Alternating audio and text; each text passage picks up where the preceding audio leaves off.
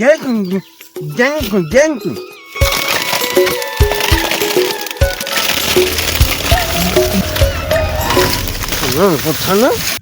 এই বলদাম মোতালিফের ফলে এখন করে কি ও হালা হারা দিন হিয়েলে সাও বিচ্ছে হিয়েলে সার কি দাম অনেক বেশি ওইতে পারে নাইলে বিছেই বেকা। বলদের আবার কোন বিশেষ যায় দিকেই দেখি ওদের। আচ্ছা ল তয় ও সরাই বিয়া ওখানে করো কি Dotto.